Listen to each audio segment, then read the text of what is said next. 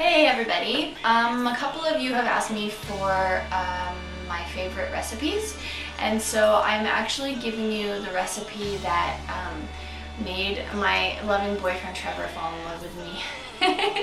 They're just basically garlic mashed potatoes, and I use red potatoes, and it's super simple and it's a good side dish, so I figure if I'm going to start doing cooking things, I'll start easy. So let's get started. I just got a bunch of these red potatoes at the farmer's market, and there's just two of us, so I didn't get too many of them because I'm actually making other things for dinner.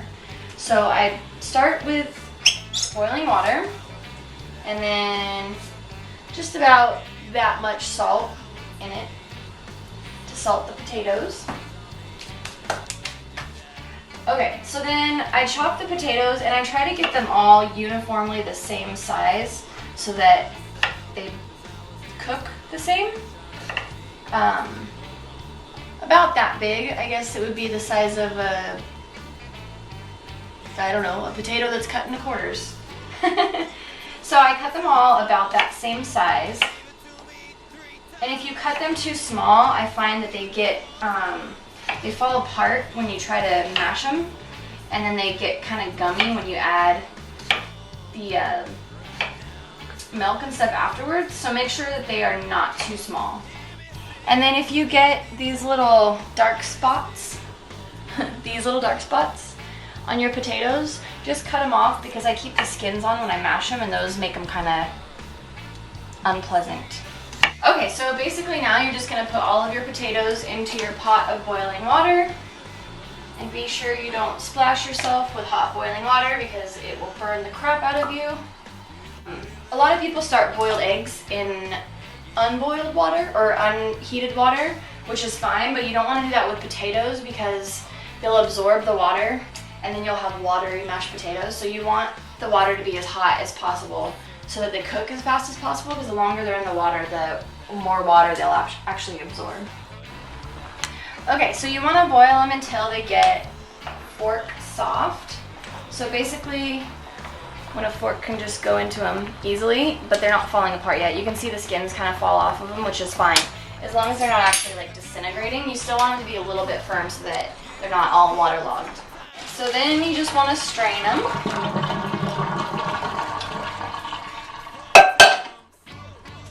Make sure you get as much water out of them as possible.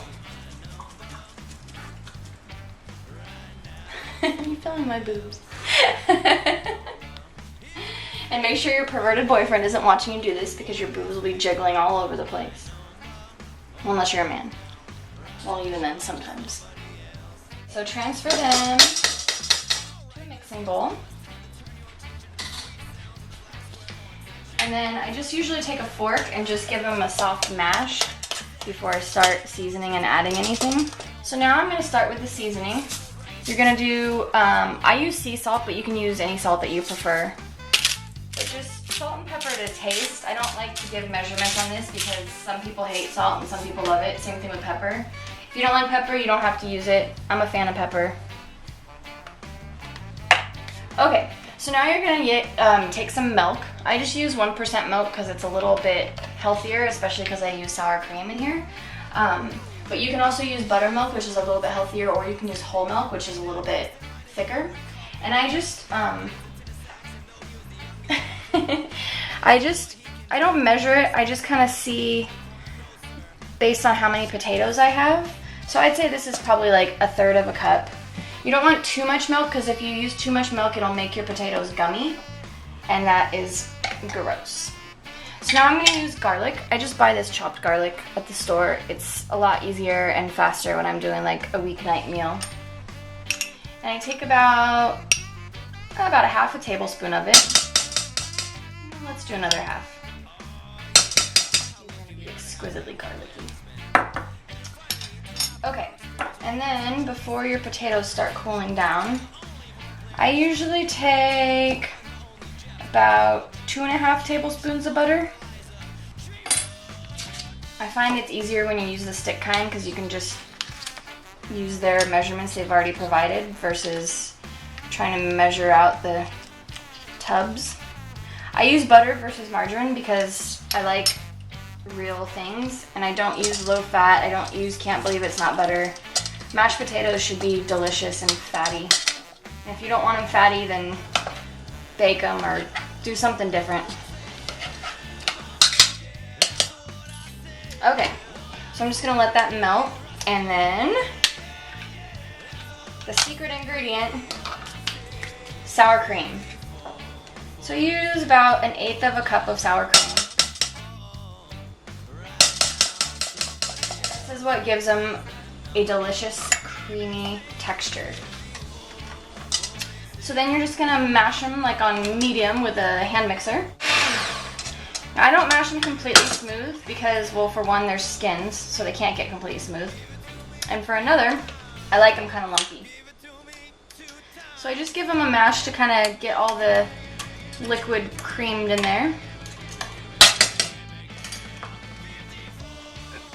Get out of here.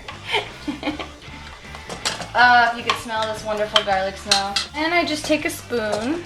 I find that the more you mix them with a blender, the odds are they're gonna get gummy.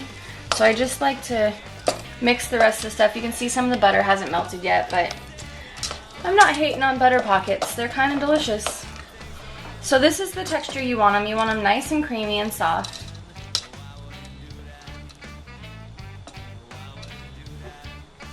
Taste test?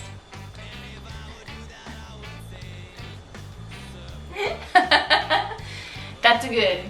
So basically you can play with them. You can add things into them if you want to add chives or bacon or whatever. It's also good if you put this mixture into a potato skin and then bake it twice bake style. Sprinkle some cheddar cheese on top of it.